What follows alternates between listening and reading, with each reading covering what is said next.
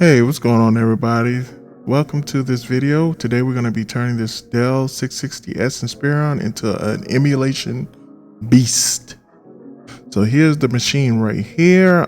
Just a few things that I upgraded on this machine. I took out the optical drives on this, and basically what I've done is I've added two hard drive, one SSD and one just standard HDD. Upgraded the CPU, the RAM, and the GPU.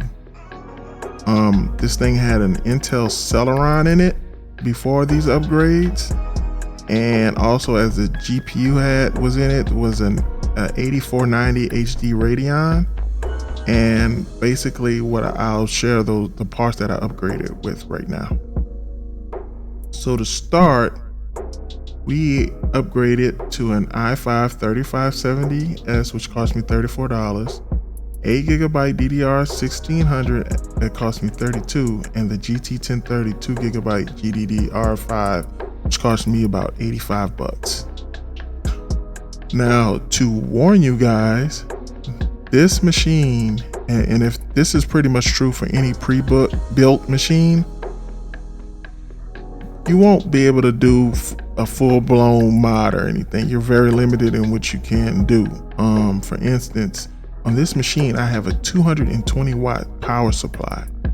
And because it's a small form factor, as you can see, that is a very odd power supply to come by. And it's, like I said, it's special built for this case. So what I had to do is I had to do some calculations on my graphics card and my CPU. Mainly because on that 220 watt supply, I didn't want to go over because I had too many watts going through the machine, which would cause maybe the machine to power up, or even worse, a fire or something like that. So for safety reasons, I had to do some calculations, and that's why I went with the i5, because I could have went upwards of an i7, but I had to kind of be worried about my graphics card drawing too much wattage, and I didn't want to have to deal with that. So I said, let me kind of chill out on the processor side, because really all you need, from what I'm understanding, is 4 cores. That's basically the sweet spot for it. So I just lowered that and I went with the GT 1030 to push me over for performance. I wasn't really too happy with that 8490 I had in there. They did struggle in some games that I did have, especially like on Wii and some Dreamcast titles. So without further ado, let's get into some of the games. So our first game is Dead or Alive 2. And like I said, the game ran very smooth. I had no problems, no glitches. It's running at 1080p and it's at a steady 59 FPS. Even though I'm wondering if I can get that to that magical 60 FPS number, because I was doing some recording on this machine. And as you can see, it looks beautiful. I didn't get onto this series until maybe, I want to say, what was it? No, it wasn't that. No, I'm thinking about, oh my God, what's the name of that game? Virtual Fighter, I'm thinking. So no, this is the wrong game. I'm thinking, let's nix that. But I did get on it later, but I want to say it was like DOA 3. I didn't really play like the first two until like later on. But like I said, I mean, it's a pretty awesome game, pretty awesome effects. I mean, you throwing people off buildings and you jumping down, that kind of game. But it is an awesome game and it's running very smooth. The next game is Metropolis Street Racer. Now this game to me was one of the most underrated racing games. This one kind of started its own style, because I don't know if you guys remember, the same company, Bizarre, who made this, also went on to make the Project Gotham series games for Xbox. And now I don't think they call them Bizarre anymore. I think it's Playground Games. But now I think they're working, the ones that work on the Forza Horizon series, those games are awesome, man. I love playing those. But this game was a very underrated racing game, and the music was awesome. And like I said, it's running very smooth, just like I remember it as a kid. But whenever you get a chance, if you guys are into emulation, give this one a try. Give it a try for the music. If you think the music sucks on here, then you can hit the dislike button or whatever. But this music was awesome for this Sega. It was kind of ahead of its time. Look at that drift. Wow. Now, of course, I still play terrible like I did back then, but it was fun.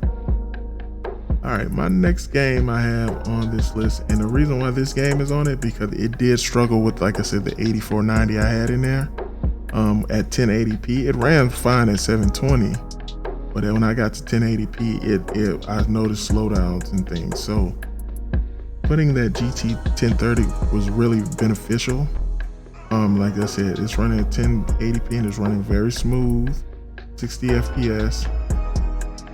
Only noticed like one graphical error, and it was very minor. Like every now and then on the jerseys, they would have like a blue streak across the jersey, and I mean, like, you wouldn't even notice it on every play. It's like it's very small, it's very minor.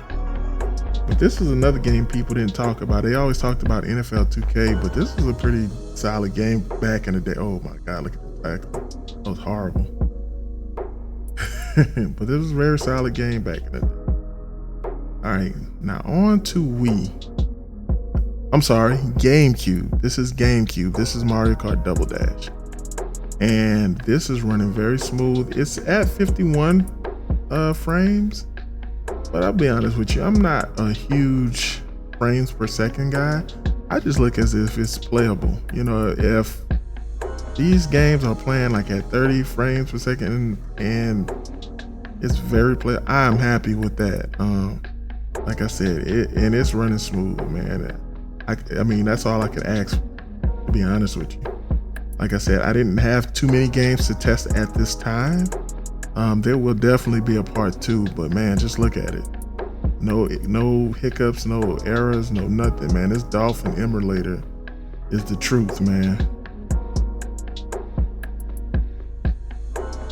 No problem. But like I said, man, like I said, this machine is doing everything I'm asking it to do. It's pretty much easy. It's not overheating, nothing like that.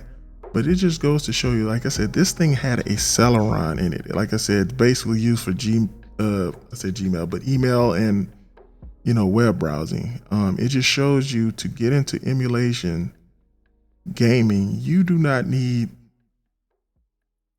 tons of money. Like I said, you know, I know people been finding like these old machines for like 90 bucks, sometimes less than that.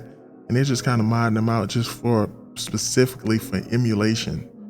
And so, like I said, I really only bought like 3 parts for this thing, and I really didn't need that. So, like I said, this is going to be a part of a series. So, like I said, I'll keep you guys updated. If you like this video, subscribe. This is my first video, so I'm very nervous, and I hope it does well. But that's it, man. Thanks for watching, and I hope you enjoy it.